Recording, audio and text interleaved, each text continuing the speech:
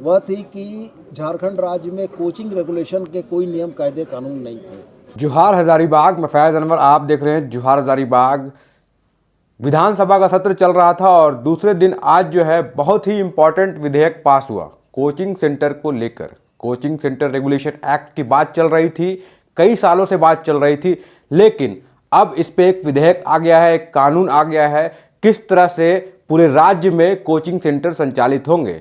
आपको बता दूं कि जितने भी कोचिंग सेंटर हैं झारखंड में, अभी भी किसी को पता नहीं है कि उनका नंबर्स क्या है, उसमें कितने छात्र पढ़ते हैं। अगर आप किसी मंत्री से पूछ देंगे या एजुकेशन मिनिस्टर से पूछ देंगे कि आपके छात्र में, आपके डिस्ट्रिक्ट में कितने कोचिंग सेंटर हैं, तो वो बता नहीं पाएंगे।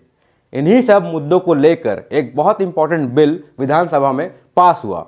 इस बिल में क्या है, 3-4 चीज़ मैं मुख्य चीज़ें बताता हूँ, उसके बाद जो मंत्री हैं सुदीप कुमार सोनू जी ने, उन्होंने क्या बताया और क्यों ये बिल आया, ये सब सुनेंगे। लेकिन पहले आप सुन लीजिए, अगर आप कोचिंग सेंटर चला रहे हैं तो सबसे पहले एक यूनिक आईडी क्रिएट करना पड़ेगा। ये आईडी उन्हीं को मिलेगी जो सारे सरकारी मानकों को पास करेंगे। तो ये एक रेगुलेशन आ गया है जिससे ये पता चल पाएगा कि पूरे राज्य में कितने कोचिंग सेंटर हैं। दूसरा जो आया है संशोधन, इसमें यह है कि जितने भी छात्र कोचिंग सेंटर में पढ़ेंगे उनको एक आईडी मिलेगा। वो किस सब्जेक्ट में पढ़ रहे हैं, किस कोचिंग सेंटर में पढ़ रहे हैं, ये सारी जानकारी उसमें होगी।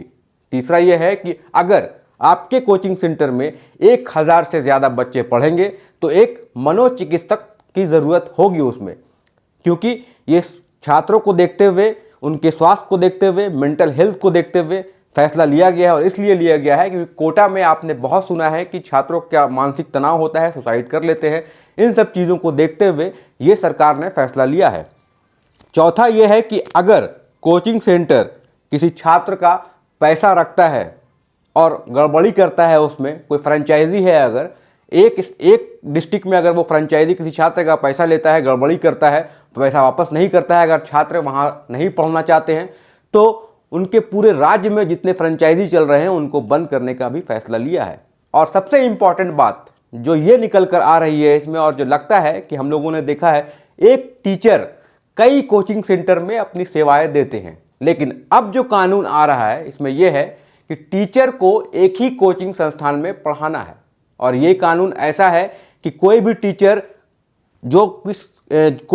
जिस कोचिंग संस्थान में पढ़ा रहा है उसका रजिस्ट्रेशन होगा, उनको भी एक यूनिक आईडी मिलेगा।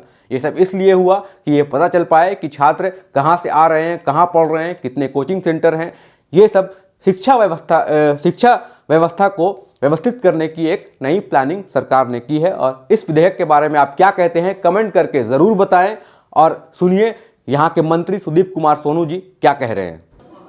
राज्य के उच्च शिक्षा मंत्री या राज्य के सेकेंडरी एजुकेशन के मिनिस्टर को अगर आप पूछ बैठते हैं या हमारे शिक्षा विभाग को पूछ बैठें कि रांची, जमशेदपुर, धनबाद, बोकारो में संचालित होने वाले कोचिंग सेंटर्स कितने हैं, तो हमारे पास कोई इसके सटीक आंकड़े नहीं हैं, क्योंकि हमारे पास कोई भी ऐसा मैकेनिज्म या प्रणाली नहीं थी जिसके तहत उन कोचिंग सेंटर्स को हम रेगुलेट कर पाते। सरकार ने इस कोचिंग सेंटर रेगुलेशन एक्ट के तहत बहुत सारी चीज़ों को नियमित करने का प्रयास किया है। सबसे पहले कोचिंग सेंटर्स के लिए हम लोग एक आईडी क्रिएट कर रहे हैं, जो CCR आईडी होगा, जो कोचिंग सेंटर की आईडी होगी। ये एक यूनिक आईडी होगी जिसके आधार पर यह तय होगा कि वो सरकार के मानकों का अनुपालन करते हुए जब आवेदन करेंगे तो वैसी स्थिति में उनको स्थापना अनुमति प्रदान की जाएगी। दूसरी आईडी हम लोग अपने बच्चों के लिए कर रहे हैं। ये CED आईडी होगी जिसमें हर स्टूडेंट का हमारे पास लेखा जोखा होगा कि वो किस कोचिंग इंस्टीट्यूट में पढ़ रहा है और किस पाठ्यक्रम में को वह पढ़ रहा है। तीसरी आईडी हम लोगों ने क्रिएट की इन कोचिंग इंस्टीट्यूट में पढ़ाने वाले उन ट्यूटर्स की जो विभिन्न कोचिंग संस्थानों में पढ़ाते हैं।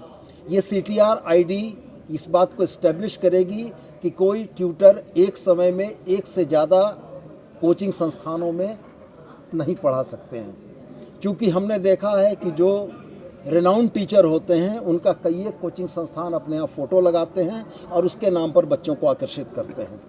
चौथी एक आईडी हम लोगों ने और क्रिएट की कि जिन संस्थानों के पास 1000 से ज़्यादा बच्चे होंगे उनको अपने संस्थानों में बच्चों के मानसिक स्वास्थ्य की देखभाल के लिए एक मनोचिकित्सक रखना होगा। ये हम लोगों ने इसको क्रिएट किया CMC आईडी। यह निश्चित रूप से है कि सीएमसी आईडी के माध्यम से उन बच्चों के मानसिक स्वास्थ्य का ध्यान प्रशिक्षित डॉक्टर रखेंगे और हम ये नहीं चाहते हैं कि कोटा जैसी घटनाएं हमारे राज्य में दोहराई जाएं। और महत्वपूर्ण बात इसमें एक और रही कि हम लोगों ने इस पूरे प्रकरण में पूर्व में आपने देखा होगा ऐसे प्रेसिडेंट्स हैं जब किसी प्रतिष्ठित संस्थान ने एक कोचिंग सेंटर ने छात्रों का पैसा लिया और उसके बाद वो वाइंड अप हो गया, और उसी प्रतिष्ठित कोचिंग संस्थान का झारखंड के अन्य भूभाग में कोचिंग चल रहा हो। इस बिल में हम लोगों ने फ्रेंचाइजी और फ्रेंचाइजर, जो फ्रेंचाइजी लेंगे और जो फ्रेंचाइजर फ्रेंचाइजी देंगे, उन दोनों को समान रूप से लायबल रखा है। अगर कोई संस्थान की जमशेदपुर की यूनिट छात्रों के साथ गलत करते हुए पाई जाती है तो झारखंड के भूभाग में उनके चल रहे तमाम संस्थानों को हम लोग बंद कर देंगे। तीसरी बात, वाइंड अप पॉलिसी का हम लोगों ने इसमें प्रावधान किया है। हर कोचिंग संस्थान को अपने आधिकारिक वेबसाइट पोर्टल पर यह बताना होगा कि पाठ्यक्रमों की फीस क्या होगी। किसी कारणवश कोई छात्र अगर उस पाठ्यक्रम से बाहर होना चाहता है या संस्थान उस पाठ्यक्रम को बंद करना चाहता है तो वैसी स्थिति में फीस वापसी की परिस्थितियां क्या होंगी।